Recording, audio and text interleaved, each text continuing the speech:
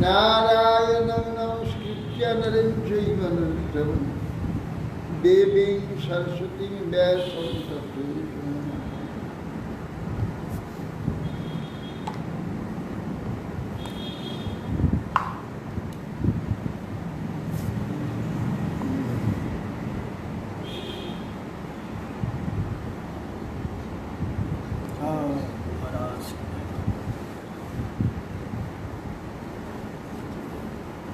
जय जय गुरु महाराज की जय।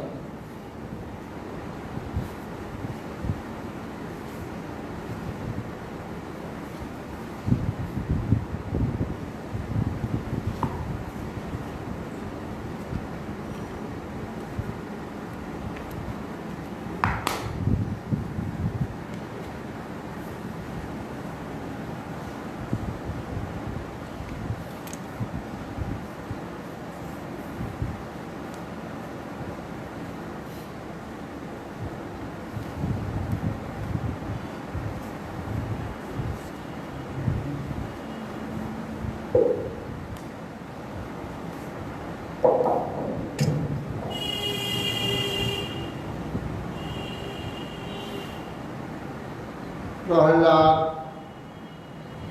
भगवान श्री सिंहदेव के स्तव करे বলছে, হে বিভো, লোকে যে স্বর্গস্থিত লোকপালগণে যে আয়ু সম্পদ ঐশ্বর্য কামনা করে থাকেন তা দেখেছি। সেগুলি আমার ক্রুদ্ধ পিতৃদেবের হাস্যের সেই ভ্রুকুটিতেই বিধ্বস্ত হয়ে গেছে। সেই পিতৃদেবকে তো আপনি নিহত করে দিয়েছেন। অতএব ভোগ পরিণাম বেত্তা আমি, দেহিগণের ইন্দ্রিয় ভোগ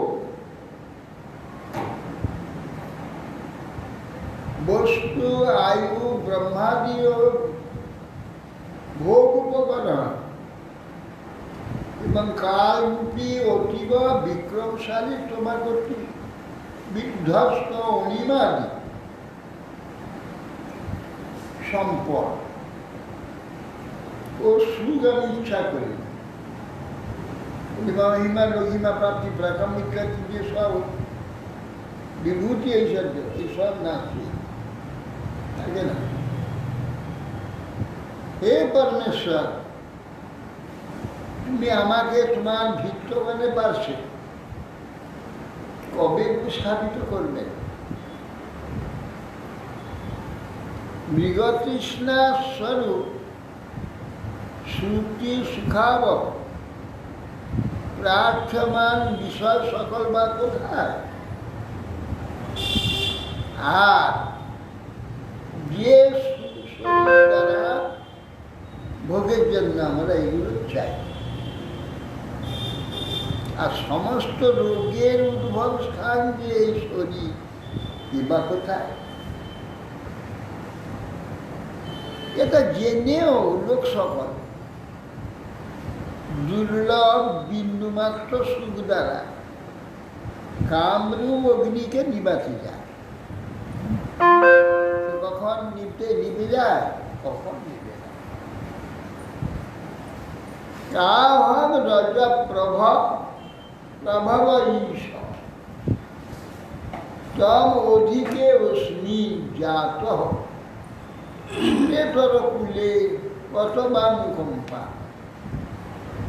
ন ব্রহ্মণ ন তু ভবস্ব ন বৈ রমায়া জন্মে অর্পিত শিরসি পদ্মকর প্রসাদ।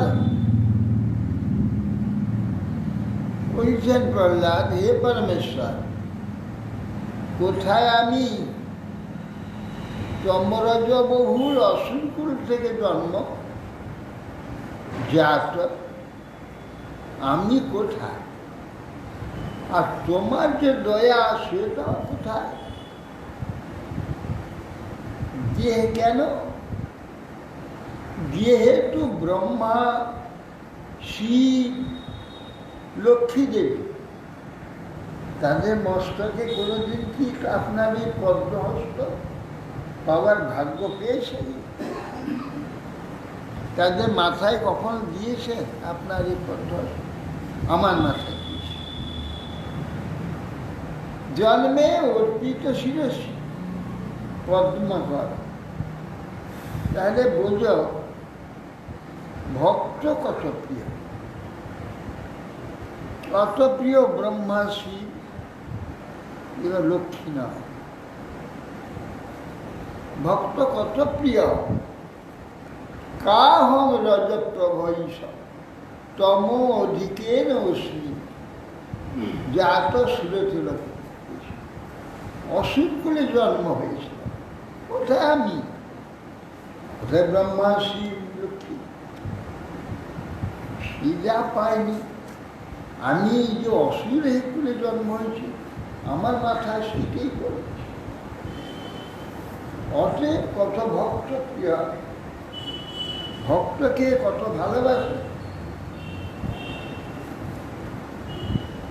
নৈশা মানে এই একটা অনন্ত বিশ্বব্রহ্মাণ্ড, এটি একটা বিশাল ব্যাপার, চিন্তা করা যায় না। শুধু আমাদের এই একটা পৃথিবীর চিন্তা করতে পারে, এর থেকে কি আছে সেদিন ব্যাপারে দিয়েছিল বলে এইসব মঙ্গল গ্রহের আবিষ্কার করতে। কিন্তু এই পৃথিবীতে একটা আছে, আজও পর্যন্ত এত উন্নত বিজ্ঞান হলেও এ পর্যন্ত সেই জঙ্গলটার ভিতরে গিয়ে এখনো পৌঁছাতে আমরা পারি। এমন সব জঙ্গলের ভিতর, সেই জঙ্গলটায় এমন জায়গা আছে, সেসব জায়গাতে আজও পর্যন্ত এত উন্নত বিজ্ঞান হল, এখনো আমরা সেখানে পৌঁছাই। আর কোথায় মঙ্গলে যাচ্ছে, কোথায় আমার এই পৃথিবীতে এমন সব জায়গা আছে যা আমরা এখনো কেউ সেখানে পৌঁছাতে পারি। আমাজন জঙ্গলে এমনি জঙ্গলিরা আছে তো? হ্যাঁ, জঙ্গল বড়। তিনটা জায়গা, ব্রাজিল, আমেরিকা, আর কি একটা তিনটা জায়গা, 8টা না 10টা দেশ মিলে একটা জঙ্গল। 3টে দেশ না 7-8টা দেশ মিলে? না, অক্সিজেন বলা হয়। হ্যাঁ, পৃথিবীর অক্সিজেন বলা হয়। হ্যাঁ, পৃথিবীর অক্সিজেন, প্রচুর পরিমাণে অক্সিজেন আমাদের পৃথিবীতে। কত হাজার, কত লক্ষ হেক্টর জমি? কত লক্ষ, কত কোটি লোক, বিশাল। সেইটাই আবিষ্কার, একটা দেশ, জঙ্গলটা একটা দেশ। অতএব সেই জন্যে বলছেন নৈষা পরাবরমতি ভবত ননুষ্যাৎ যন্ত্র যথা আত্মশ্রীদ জগত তথা স্বয়ং সেবয়া সুরতরিবহিতে প্রসাদ সেবানুরূপম উদয় ন পরাবরষ্ট।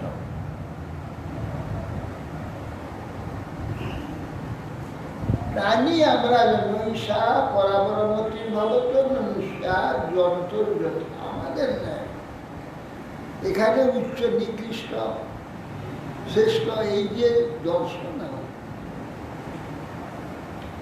এ প্রাণীগণ নাই জগতের যে আত্মা আপনি বন্ধু ক্ষুদ্র মহৎ জ্ঞান, যেহেতু মহৎটাও তিনি ক্ষুদ্রটাও এই কারণে ক্ষুদ্র বলে যে অবহেলা, মহৎ বলে যে সম্মান, এটা হতে পারে না। যদি আপনা ছাড়া স্বতন্ত্র অন্য হতো তাহলে ক্ষুদ্র বলে একটু অবহেলা হতে পারে, মহৎ বলে কিছু হতে পারে। যেহেতু ক্ষুদ্রটাও আপনি, মহৎটাও আপনি, সেই জন্য ওখানে আপনার বড় বড় শ্রেষ্ঠ নিকৃষ্ট দর্শন নেই। সেই কারণে অতি ক্ষুদ্র আমি হলেও, অসুর হলেও, নিকৃষ্ট হলেও আমি কি আপনার সেবা করছি? কিছু করিনি।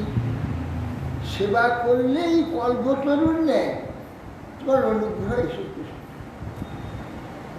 একটু সেবা করলেই পৃথিবীপূর্বক নিষ্কপট কল্পতরুণ নাই কৃপা আপনার এসে যায়।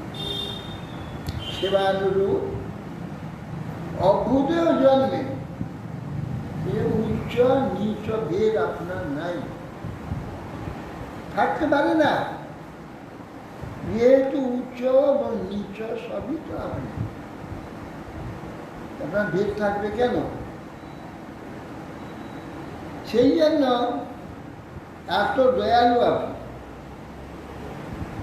এবং জনম নিপতিতম প্রভব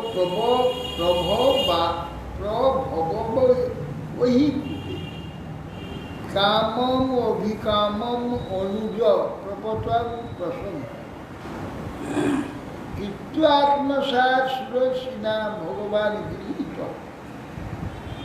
ও অহং কথম নু বিশুজে তবভৃত্য সেবা। এবং জনম এইরকম যে জনগণ, এরা সব আপনার প্রিয়। এইসব জনগণ নিপতিতম, এরা পড়ে গিয়েছে কোথায়? ভব ওহিকূপে, প্রভব ওহিকূপে, সংসার রূপ সাপের কুয়া, যে কূপে পালাতে পারবো না, সাপের ছোবল থেকে নিষ্কৃতি নেই। কাল সাপ কেবল ছোবল মারে। এইরকম সংসার রূপ সাপ সর্পময় যে একটা সংসার করেছে, সেখানে প্রতিক্রম কামম অভিকামম অনুজ প্রসন্ন কি হচ্ছে? এখানে কাম, কাম্য বস্তু আসা তৎপ্রসঙ্গে ওই সাপ যুক্ত যে সংসার কূপ, ওখানে পড়ে দিয়েছে। কিসের জন্য পড়েছি? না কামম অভিকামম কাম্য বস্তু ভোগ করব লাভের আশায় ওই কূপে গিয়ে পড়ে গিয়েছে। কৃত্য আত্মসাৎ সুদর্শিনা ভগবান। কিন্তু দেখুন আপনার ভক্তগণের কি কৃপা! এই যে সুদর্শী নারদ গোস্বামী আপনার প্রিয় ভক্ত, তিনি কৃপা করে আমাকে আত্মসাৎ করলেন। আমি মায়ের গর্ভে ছিলাম, আমাকে লক্ষ্য করে কত জ্ঞান যে দিয়েছে, সেই সব এখন আমি সব করেছি, তার কৃপা লাভ করেছি, তিনি আমাকে গ্রহণ করেছেন। তাহলে বলুন, ও অহম কথম বিসৃজে, তাহলে কি করে আপনার শুদ্ধ ভক্তের সেবা কি করে পরীক্ষা করে? কখনো পরীক্ষা করে। আপনার ভক্ত এত দয়াল, আমি নিকৃষ্ট কুলে জন্ম হলেও অসুর হয়ে আমাকে কৃপা করেছে, কৃপা করে আমাকে সর্বজ্ঞান দান করেছেন। মত প্রাণ রক্ষণ অনন্ত পিতুর বধস্ত মন্যে স্বভৃত্ত ঋষি বাক্য অমৃতম বিধাজ খড়গম প্রহিজ্য যদ্বচ যদ বিধিষু তমধীশ্বর মদপর অবতু অমরাম। আপনি যে আমার প্রাণ রক্ষা করেছেন হে অনন্ত, আর এই পিতাকে বধ করেছে, পিতাকে বধ করে আমার প্রাণ রক্ষা করেছে। পিতা আমাকে খবর দিয়ে এখনই হত্যা করতে যাচ্ছে। সেটা কেন করেছেন? আমি মনে করি ঋষির বাক্য সত্য করবার জন্য আপনি এটা করেছেন। আমার প্রতি করার আপনার কোনো প্রয়োজন নেই, কিন্তু এইরকম ভক্ত আমি নই। ঋষির বাক্য সত্য করতে হবে। হ্যাঁ, ঋষির বাক্য, ঋষি বলেছিলেন, এই ইন্দ্র তুমি নিয়ে যাচ্ছ, ছেড়ে দাও, ওর গর্ভে যে আছে অনন্তকে রক্ষা হচ্ছে, অনন্ত মহাবলী, অনন্ত ওকে কি মারতে পারবে না। এই যে বলেছিল, তার বাক্য সত্য হবে না। আপনি আমাকে রক্ষা করেছেন, আমার পিতাকে বধ করেছেন, আমার কোনো যোগ্যতা নেই। ঋষির কৃপা আর ঋষির বাণী, ভক্ত বাক্য সত্যকারী আপনার নাম। ভক্তের বাক্যকে চিরদিন আপনি সত্যে পরিণত করেন, সত্য করবার জন্য সর্বদাই সত্য। ভক্তবাক্যের মিথ্যা নাম, ভক্ত বাক্য সত্যকারী, সেই জন্যে এটা করেছেন। আর খড়গ প্রয়োজন নিয়ে বলছে, আমার ছাড়া যদি কোনো ঈশ্বর থাকে তাহলে তোকে রক্ষা করুক, আমি এক্ষুনি তোকে হত্যা করছি বলে মুষ্টির দ্বারা তিনি স্তম্ভকে দাবিত করেছেন। তো আমি বলেছিলাম সর্বত্র আছে, সেটা ভক্ত বাক্য রক্ষা করার জন্যে আমি স্তম্ভ থেকে প্রকাশিত হব।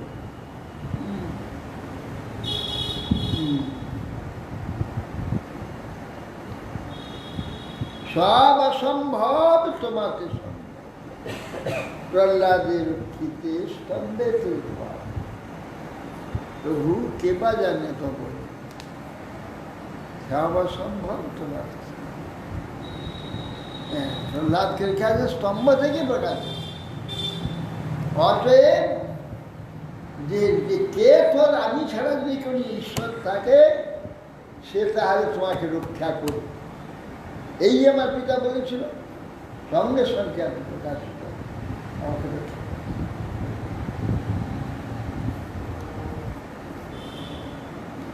এক স্তমেব জগৎ এতদমুষ্য যত্র মাদ্যন্তৈব পৃথক অবশ্যসি মধ্যতস সৃষ্টা গুণব্যতিকরণ নিজমায়েব জ্ঞানেবতৈরবসিত তদনু প্রবিষ্ট। একমাত্র ত্বম এক জগদেত মাধ্যন্তয়। আপনি একমাত্র এই জগতের উৎপত্তির পূর্বে, প্রলয়ে ও পর পৃথকভাবে অবস্থান করেন। উৎপত্তির সময়ও পৃথক ছিলেন, প্রলয়ের পরেও পৃথক। উৎপত্তি প্রলয়ের পূর্বে এবং পরেও, মধ্যেও আপনি সব সময় এর থেকে আলাদা আছেন। ত্রিগুণাত্মক এই জগৎ সৃষ্টি করে অন্তর্যামী রূপে তার মধ্যে প্রবিষ্ট আছে। এদিকে বলা যাচ্ছে অন্তে, মধ্যে, পূর্বে, এর তিনটার কোনোটাতে আপনি নেই। আবার বলছে এটা যখন সৃষ্টি হলো, এর মধ্যে আপনি অন্তর্যামী রূপে প্রবিষ্ট, নাহলে কিছুই হবে না। অন্তর্যামী রূপে প্রবিষ্ট হয়ে কোনো বস্তুর সঙ্গে আপনার সম্বন্ধ নেই, সবসময় বাইরে আছে। আপনার যে অলৌকিক প্রভাবে এই বিশ্ব, এই প্রতিটি বস্তু কি অপূর্বভাবে নির্মাণ হয়ে যাচ্ছে, অবস্থান করছে, কিছু বুঝবার উপায়। অথচ আপনি এর সঙ্গে যুক্ত হন। কি করে যুক্ত হবেন? আপনি চেতন, আর এটা সর্বদা চেতন। আপনি সঙ্গে যুক্ত হবেন কি? অচিন্ত শক্তির দ্বারা আপনি এইগুলি সব করছেন। এখানে মায়া আছে, জড়া শক্তি, তার মধ্যে একটি জীব আত্মাকে তাকে ঢুকিয়ে দিয়েছে, তার মধ্যে রয়েছে। সুস্পষ্ট হলেও একে অবলম্বন করে সব জগৎ রয়েছে। জয়দম ধার্যতি জগৎ, যার জায়গা আমি, ধারার জায়গাটা ধরে। আর তার মধ্যেই আপনার প্রতিবিম্ব আভাস আলো পড়েছে। কি আলোটা? সেটা চিৎ আলো, চিৎপ্রভা। সে চিৎপ্রভাটা কি করছে না, এই সব কাজ করছে, এই সমস্ত জগৎ কার্য ওই চিৎপ্রভাটা। জীবাত্মা আছে, জীবাত্মা মধ্যস্থ, এ না থাকলে হবে। এর উপরেই সব প্রভাব, এর ভাবেই প্রভাবগুলো জড় শরীরে পড়েছে। ডাইরেক্ট সোজাসুজি ভগবানের কোনো চেতনতা বা চেতন যে প্রভাব এই জড়ে, অর্থাৎ বাইপাসে সেটা জীবাত্মাতে প্রতিবিম্ব হচ্ছে। প্রতিবিম্ব হয়ে সেটা জীবাত্মার ভাব অনুযায়ী, সংস্কার অনুযায়ী, প্রাপ্তি অনুযায়ী তার জড়েতে প্রকাশ হচ্ছে। জড়েতে প্রকাশিত হচ্ছে সেইভাবে। এই যে কি রহস্য, যে মাথায় না ঢোকা পর্যন্ত বুঝতে পারে। ভয়ানক ভগবান এই জগতের মধ্যে নাই, এই জগতে অন্তর্যামী রয়েছে। আবার তিনি অনন্ত জীবেতে পরমাত্মা অংশরূপে জগতের মধ্যে আছে, কিন্তু এই জড়ে তো থাকবার তার জায়গা নেই।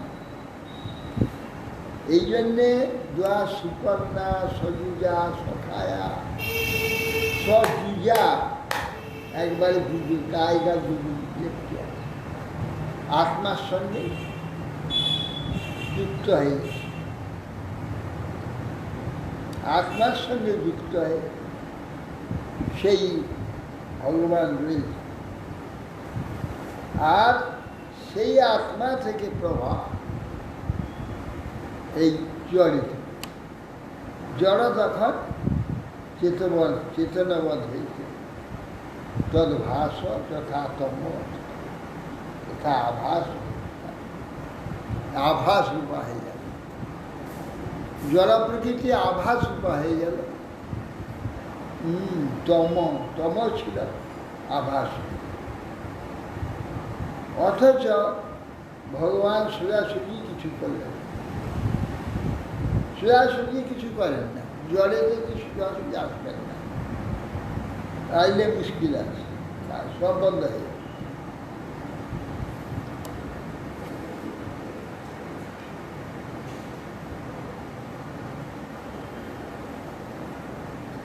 নৈশা পরাবরমতিষ্ঠা, ওহো, নিজের দ্বারা ত্রিগুণাত্মা সৃষ্টি ও অন্তর্যামী প্রবিষ্ট থেকে সকল গুণ দ্বারা আপনি এখানে নানা রূপে প্রকাশিত হয়েছে। ত্বং বা ইদং সদ অসদ ঈশ্বর ভবান স্তোত্রনিয়া মায়া যদাত্ম পরবুদ্ধিরিয় অপার্থা যদ যস্য জন্ম নিধনম স্থিতিরিক্ষণং তদ্বৈতং দেব বসুকালবৎ স্থিত। হে পরমেশ্বর, ত্বং বা ইদং সদ অসৎ সবা অন্য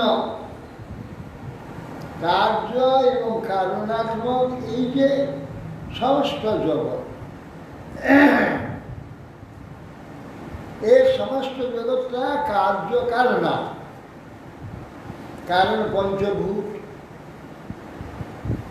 আর কার্য হচ্ছে এই কীট পতঙ্গ শুরু করে বৃক্ষলতা আদি দেব মনুষ্য এসব কার্য, কারণ হচ্ছে এই পঞ্চভূত এবং ষোড়শিকা, এইসব কার্য। আর কারণ হচ্ছে এগুলো পঞ্চভূত কারণ, এই কারণ থেকে এই কার্যগুলি সব প্রকাশ। এই জন্য জগৎকে কার্য কারণাত্মক, কারণটা কার্য হয়, অনেক কার্য আবার কারণ হয়, আবার কার্য সৃষ্টি। হ্যাঁ, প্রথমে কারণ মায়া, কার্যরূপা প্রকৃতি, কারণ প্রকৃতি, কার্য মহত্তত্ব প্রধান, মহত্তত্ব প্রধান কারণ, ত্রিগুণ হচ্ছে কার্য, ত্রিগুণ কারণ, কার্য হচ্ছে তিন পঞ্চমহাভূত আর দেবতা আর ইন্দ্রিয়।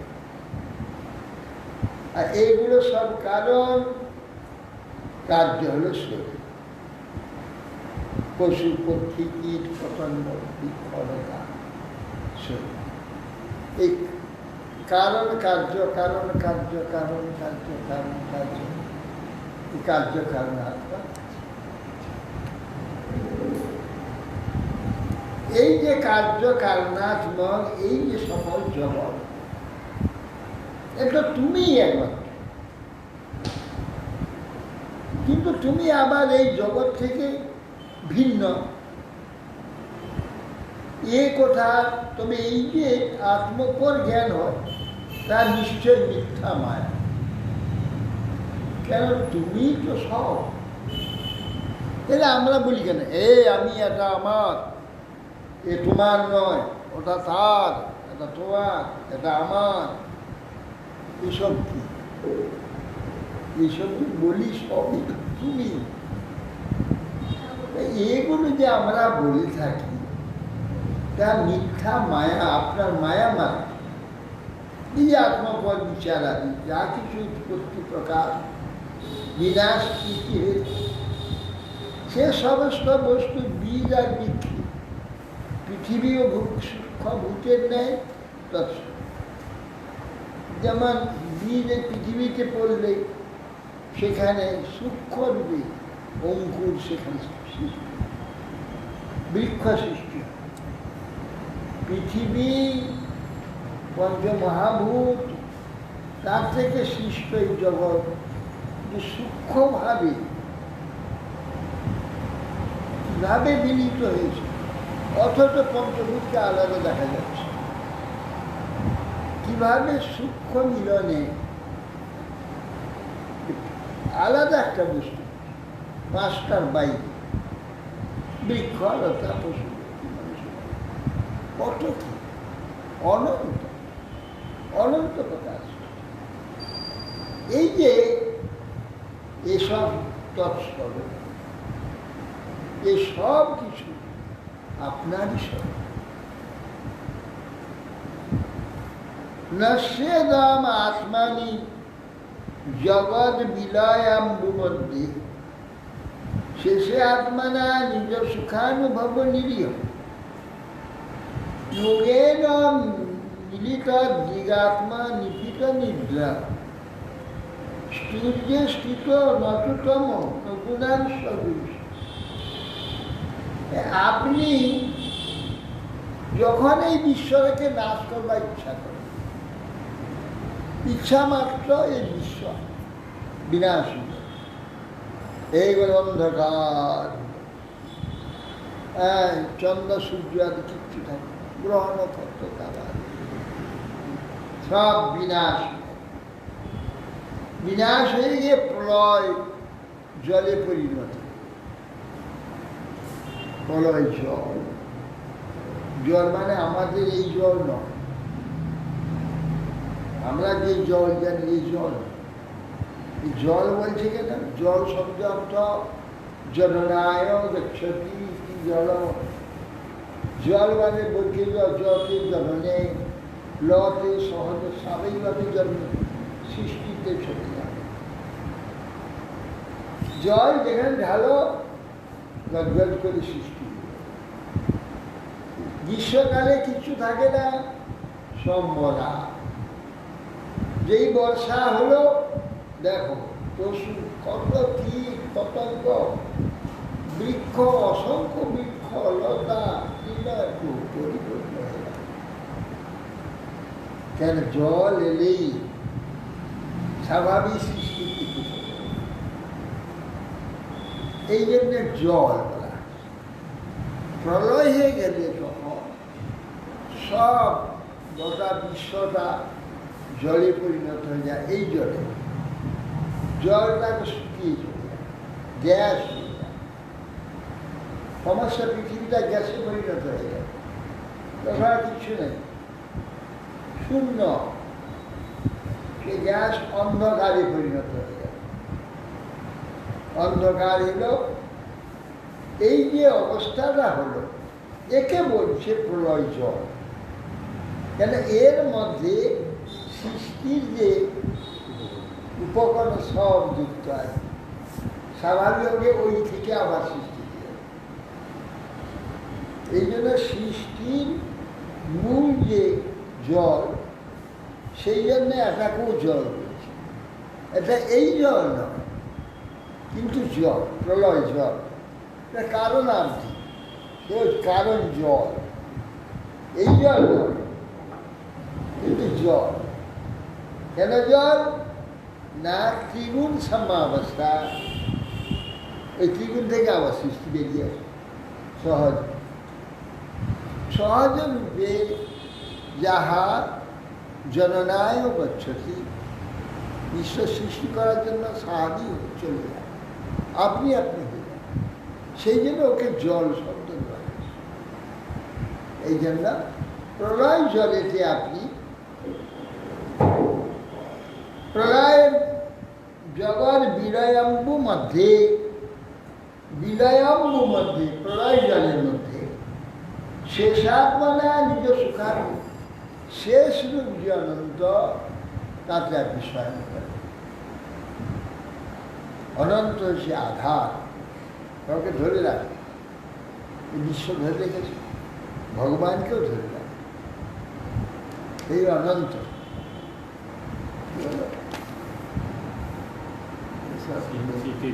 আর থাকতে চাচ্ছে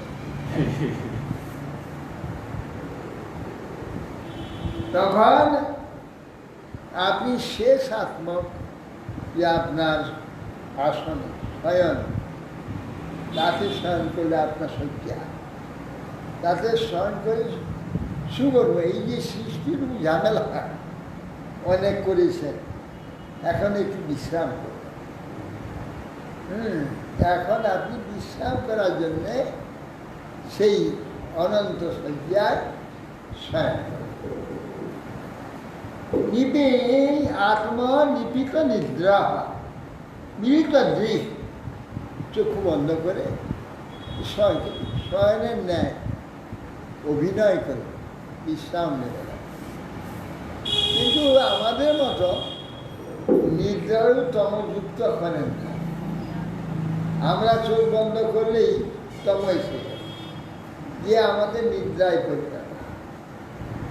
আপনার এই নিদ্রাতে তম নেই,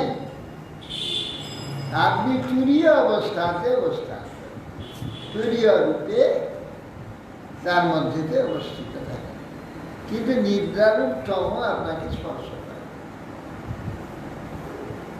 তস্যৈব তে বপুরিদ নিজকাল সত্যা সংশোধিত প্রকৃতি ধর্ম আত্মগুণ অম্ভস্যানন্ত শয়ন বিরমৎ সমাধে নামের অভূত সকর্ণিকা বটবন মহাভুজ তস্যৈবতে বপুরিদ নিজকাল। আপনার যে সেই বপু, তোমার যে সেই শরীর যে প্রলয় জলের মধ্যে শয়ন করেছেন, ব্যপ্ত হয়ে আছে গোটা প্রলয় জল, সমস্ত প্রলয় জল ব্যপ্ত হয়ে আছেন ভগবান, তাকে বলছে শয়ন। সিদ্ধার্থ ব্যক্তি শয়ন করে আছে। এই শরীর তোমার কাল শক্তির দ্বারা, আপনি কাল রূপী, কাল শক্তির দ্বারা প্রকৃতি ধর্মগুলি প্রেরিত হয়ে গেল। শেষ পর্যন্ত আপনার যে সমাধি, চুপচাপ ঘুমিয়েছিলেন, জাগলেন। যেই আপনি জাগলেন, গোটা বিশ্ব জাগলেন, তখন সৃষ্টি কার্য শুরু হয়ে গেল। আপনি জাগলেন মানে জগৎ সৃষ্টি শুরু হয়ে গেল, আপনার জাগরণ। তখন সমাধি বিরাম হয়ে তোমার নাভি কমল থেকে পদ্ম সৃষ্টি হল। মহা বটবৃক্ষের নেয় বীজ থেকে বিরাট বটবৃক্ষ সৃষ্টির নেয়, নাভি কমল থেকে এই বিরাট বিশ্ব আবার প্রকাশিত হয়ে গেল। মহালোক পদ্ম এই বাড়িটি জন্মেছে তোমার নাভিতে, লোকপদ্ম, এই যে চতুর্দশ লোকরূপ সৃষ্টিরূপ যে পদ্ম,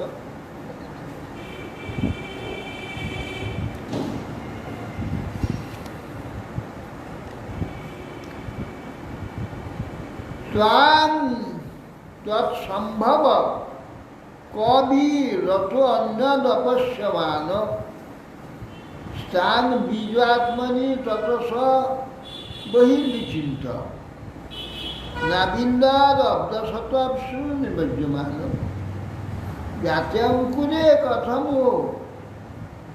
উপলভ্যতে বীজম তৎসম্ভব।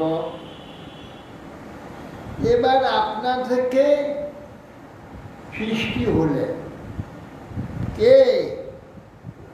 ব্রহ্মা।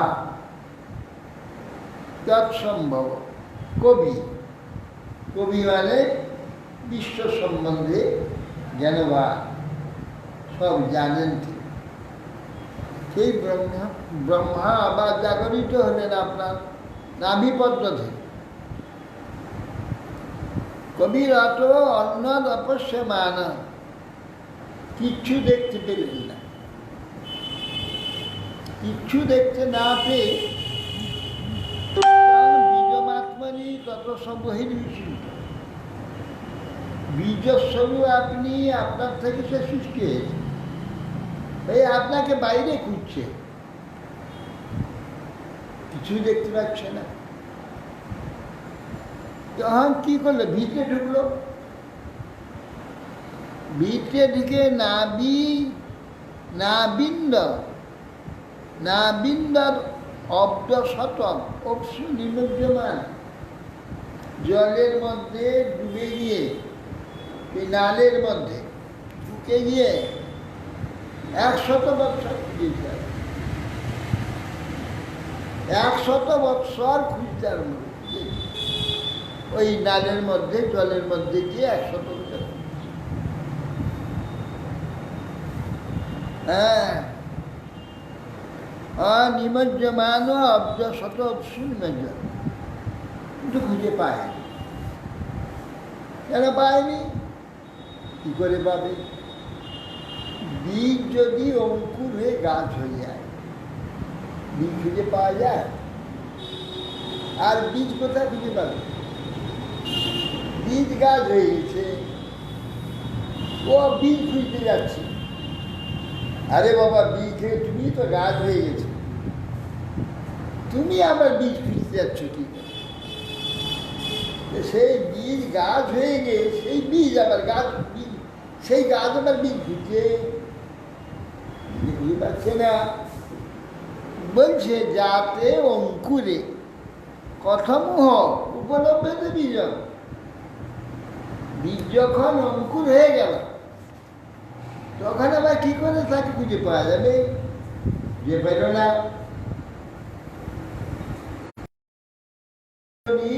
বিস্মিত আশ্রিত অর্জন কালে না তীব্র তপসা পরিশুদ্ধ ভাব, তাও আত্মনি সব ভুবি গন্ধ বিবাহটি সূক্ষ্ম, ভূতেন্দ্রিয়া স্বয়ময়ে বিগত দর্শ। সেইবার মানব কি করবেন? কে আমি, আমার সৃষ্টি বা কি জন্য হয়েছে, ওর থেকে বা সৃষ্টি আমার হলো, এসব কিছুই বুঝতে পারলাম। সে তখন না বুঝতে পেরে তিনি তখন সেই তত আত্মজনীয় বিশিষ্ট আশ্রিত অর্জন সেই পর্যায়ে পুনরায় এসে বসলেন। একটা সংকেত শুনতে পেলেন কোথা থেকে, তপ তপ তপ। ও তাহলে কে আমাকে তপস্যা করতে? শব্দার্থ শব্দ ব্রহ্ম ভগবান নিজে তপ সন্তাপে। এই যে তোমার চঞ্চলতা, এতে তুমি কিছু খুঁজে পাবে না। যাদের চঞ্চল চিত্ত তারা কোনো বস্তু খুঁজেই পাবে। বস্তুকে ধরতে গেলে চিত্তকে স্থির করতে, যেমন আমরা একটা অঙ্ক করছি, চঞ্চল যদি চিত্ত হবে, চিত্তটাকে সে অঙ্কে স্থির করতে, তবেই করবো না, হ্যাঁ হবে না। অস্থির চিত্তে কোনো বস্তু জানা যায় না, কিছু অনুভব করা যায় না, কিছু পাওয়া যায়। সেই জন্যে সংকেত এলো তপ, সন্তাপগ্রস্ত হও, সন্তাপ না হও। সন্তাপটা কি? একভাবে বসে থাকা। কিন্তু আমাদের একভাবে বসে থাকতে ইচ্ছা হয়। এবার বেঁকে বসলাম, এবার পা মেলালাম, একবার এদিকে হলাম, একবার ওদিকে হলাম। হ্যাঁ, থাকার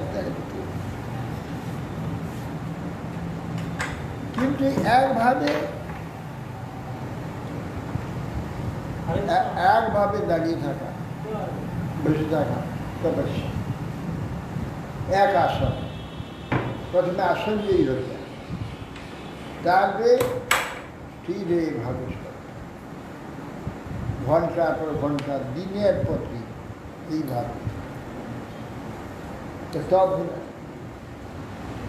তখন সংখ্যা কষ্ট না,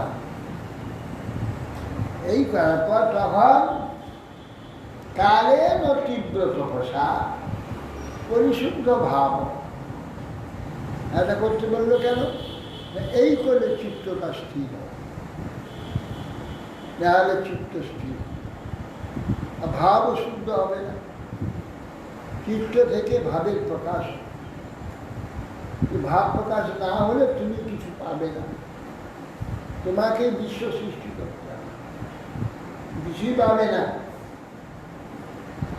যখন তিনি তার চিত্ত পরিশুদ্ধ ভাব হল, তুমি আত্মানমিষ বুদ্ধি গন্ধ বিভাগ, যেমন পৃথিবীর মধ্যে যেমন গন্ধ রয়েছে, আমরা অমনি খুঁজলে কিন্তু পাবো না, পদ্ধতিতে সব গন্ধ বেরিয়ে আসে পাই। মাটি খুঁড়ে খুঁড়ে যদি শুকি পাবো গন্ধ, মাটি গন্ধটুকু পাবো। ওই মাটিতে যখন কত রকমের ফুল গাছ সাজিয়ে দেব, কত রকমের গন্ধ বাড়বে। সেই প্রভাব সূক্ষ্ম গন্ধ যেমন মাটির মধ্যে থেকে প্রকাশিত হয়, তেমনি ব্রহ্মার পরিশুদ্ধ ভাবে আত্মনিষ ভূমি গন্ধের ন্যায় তার সমস্ত শরীরের মধ্যে প্রতি অঙ্গে অঙ্গে, প্রতি অনুপরমাণুকে ভগবানকে দেখতে, তার সর্বশরীরের মধ্যে ভগবান প্রকাশিত, শরীরে ভগবান। ভূতেন্দ্রিয়া স্বয়ং বিগতন যতন, তাকে তো দেখলেন, তাকে দেখা মাত্রই এই যে পূর্বে যে সৃষ্টি ছিল, যাবতীয় ভূত ইন্দ্রিয় জগৎ, তার মধ্যে থেকে সব কিছু দেখতে, কিভাবে কিগুলো সৃষ্টি করতে হবে, কি ছিল পূর্বে, সব প্রকাশিত। এবং সহস্র বদনাঙ্গি শিরুহ নাসাদ্দা কর্ণনয়না ভরণায় ধর্ষম মায়াময়ম সদ উপলক্ষিত সন্নিবেশ দৃষ্টা মহাপুরুষম আপমোদন বেরিয়ে। তখন ধীরে ধীরে সেই যে ভগবানকে কি দেখলেন না, তার সহস্র বদন, সহস্র চরণ, সহস্র মস্তক, সহস্র উন্নাসিকা কর্ণনয়ন, অলঙ্কার অষ্টদ্বার সুসজ্জিত এই চিদানন্দ বিগ্রহ পাতালাদিযুক্ত মহাপুরুষ রূপে তোমাকে দর্শন করে ব্রহ্মা আনন্দ লাভ। সেই মহাপুরুষ রূপে, বিরাট পুরুষ রূপে, সেই বিরাট পুরুষ মানে বিশ্বপ্রকাশ। এইবার এর কাজ সেইগুলিকে রূপ দিতে। প্রকাশ হয়ে গেছে কি হবে এবং কি কি আছে, কি কি প্রয়োজন, সব প্রকাশ হয়েছে। তখন ব্রহ্মা ওইগুলি রূপ দিতে শুরু করলেন।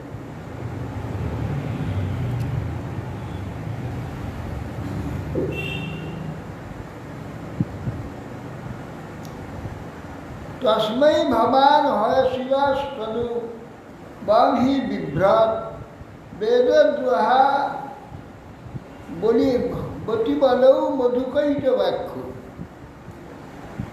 হত্যা নয়া ক্ষতিকরাক্ষ তদ রজস্তমস্ত সত্য তব প্রিয়তম তনুমামন।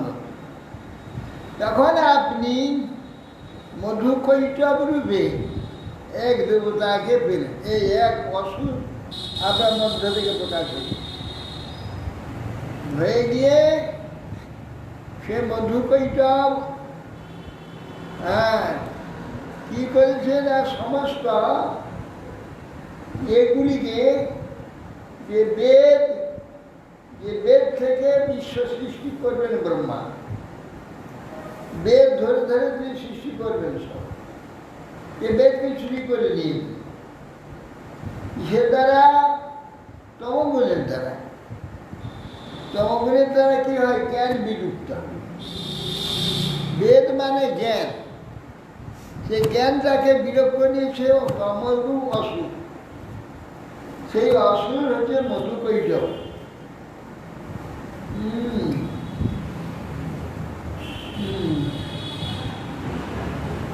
সেগুলো উদ্ধার করতে হবে।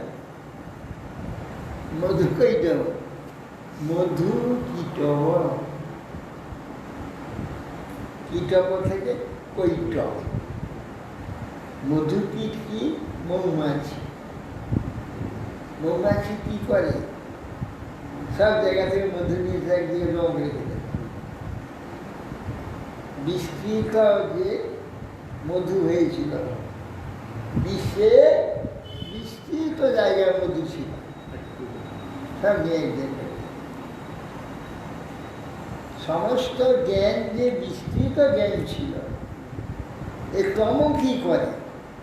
সব এক জায়গায় করে নিয়ে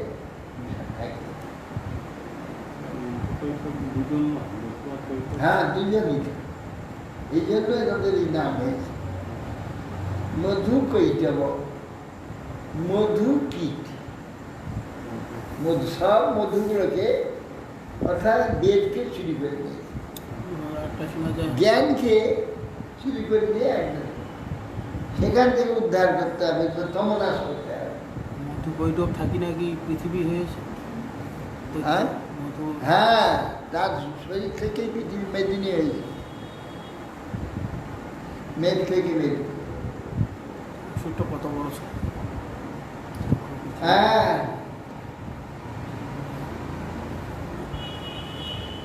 তিনি মধুকৈটবাখ্যাও হত্যা নয়া শ্রুতিগণাংশ যেত, তাকে হত্যা করলেন, মানে তমগুণকে নাশ। সেখান থেকে মধুরূপ যে তার এর থেকে মেঘ থেকে, তার থেকে সৃষ্টি করলেন বিশ্ব মেদিনী। অর্থাৎ সেই মধু থেকে সর্বত্র বিস্তারিত হয়ে গেল সৃষ্টি চমৎকারী। একটা শোনা যায় যে মধুকৈটবের কোনো অহংকার ছিল না, যতবার হত্যা করছে। তাদেরকে থাকবে কেন? কোনো মতেই বধ করতে পারছে না। হত্যা নয়া ছুটি গণা, শ্রুতিরূপ যে জ্ঞানকে তার সেখান থেকে প্রকাশ করে। ছুটি গণায় কত সুন্দর একেবারে দার্শনিক সংস্কার বিচার হয়েছে, একটু কিছু গোল নাই, সুন্দর বিচারে সৃষ্টি প্রভাবে চমৎকার চলে আসে।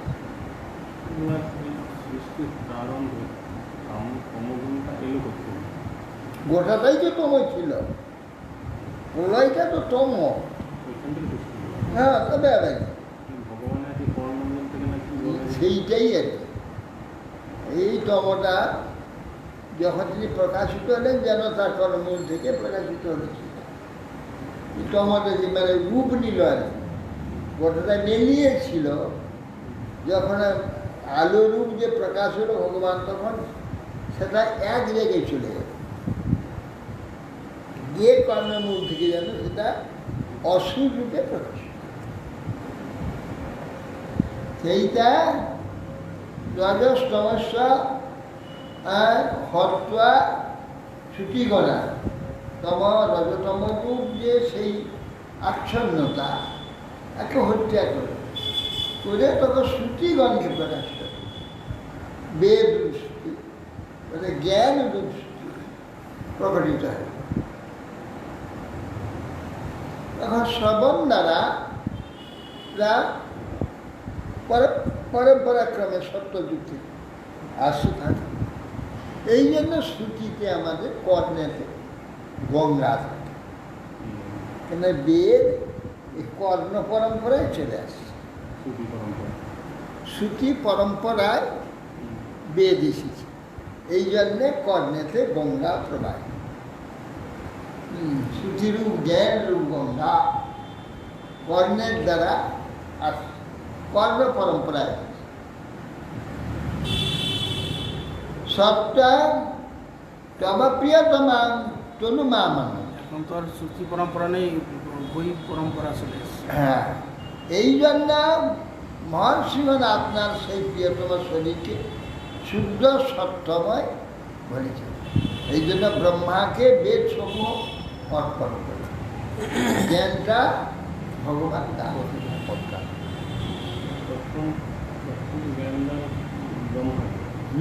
এই জন্য তুমি আদিকবি বলা হয়।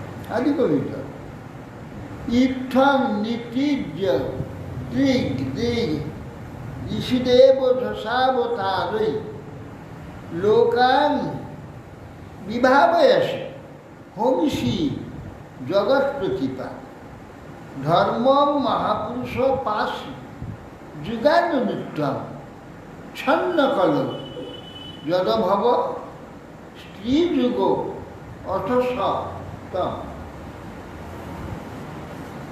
ইত্থং এইভাবে নৃতীর্য যা মনুষ্য, পশু, ঋষি, দেবতা, মৎস্যাদি, ঝসা, কুর্মাদি, যশা অবতারে লোকান বিভাবয়সী সমস্ত লোককে প্রকাশ করেন।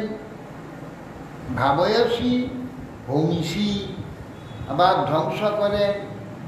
জগৎ প্রতিপা জগতে গচ্ছতি জগৎ, এই জগৎকে সেই চলাটা বন্ধ করে দিতে করবার জন্য যারা প্রতিকূল ব্যক্তিরা এসে উপস্থিত হয়, প্রতিকূল ভাব এসে উপস্থিত হয়, তখন ধর্ম মহাপুরুষ পাশি যুগানুবৃত্ত যুগ অনুযায়ী এই যে মৎস্যকুম্ভ বলা হয়, সিংহ বামন ইত্যাদি রূপে আপনি নিজেকে প্রকট করেন। কিন্তু ছন্ন করলেও কলিযুগে আসেন।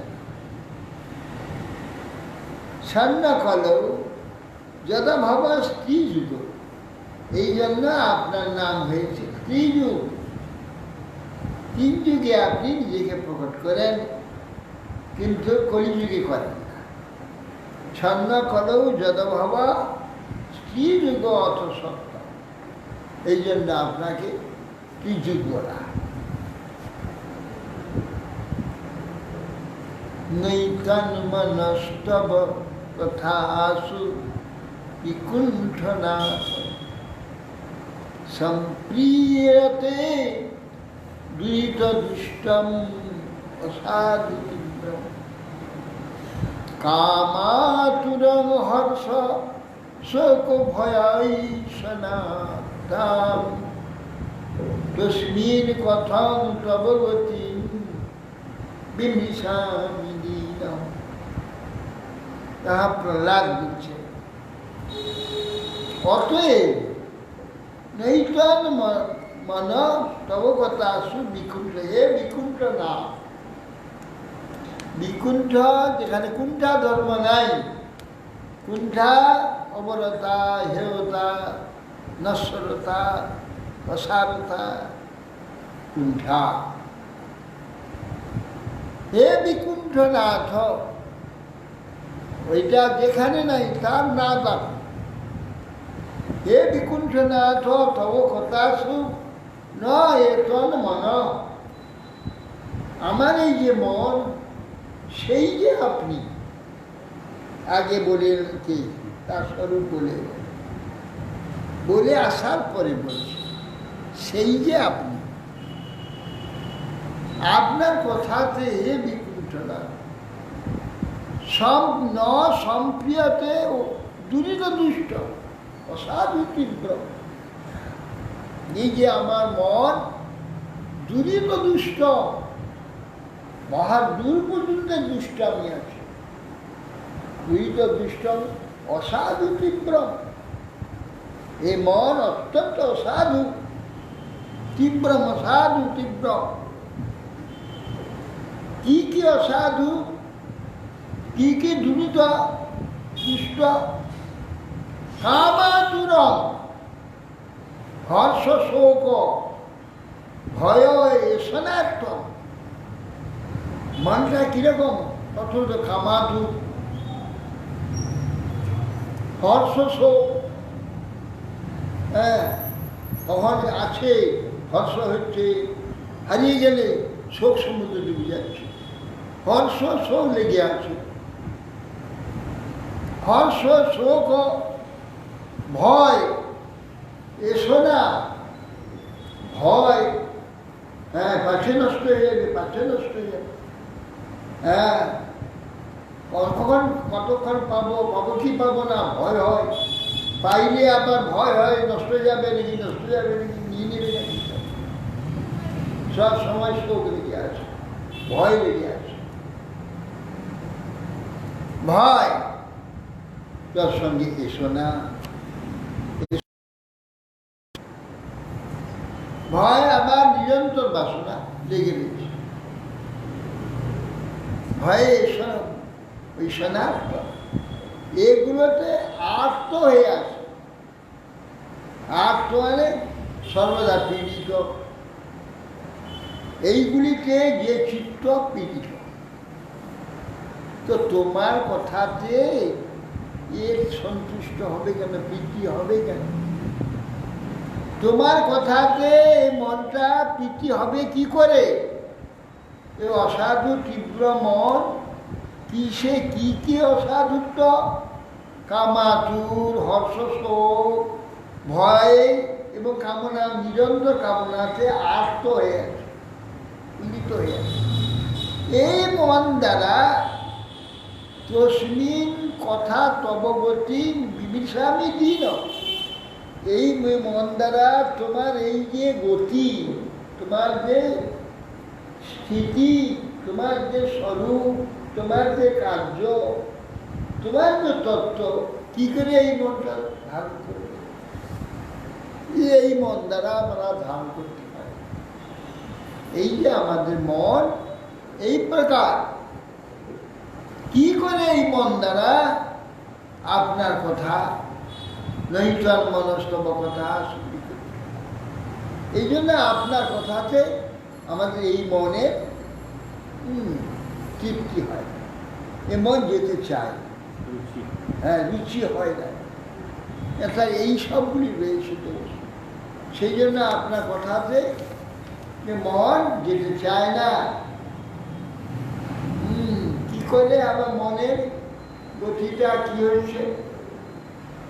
জীব হইক তচ্যুত বিকশতি মা বিচিত্তা শিষ্ণ অন্নতদুদরং শ্রবণং কুতস ঘ্রাণ অন্নতস্তর চপলদ্রি কচ কর্ম শক্তি বহ শপথ নৈব গৃহ গৃহপতি রুণন্তি যুবা এ কত। এই যে আমাদের জিহাটি এ কত অচ্যুত বিকর্ষিত মা বিকৃত, এই জিহাটা কেবলই আমাকে আকর্ষণ করছে। রসটা দিচ্ছি, নূতন কত রস, মা বিকৃত তৃপ্তি হচ্ছে। দিনের পর দিন, মাসের পর মাস, বছরের পর বছর একে রস দিয়েই যাচ্ছে, এর তৃপ্তি নেই। একলা এটা করলাম তো ওবেলা কালকে ওটা পরশু ওটা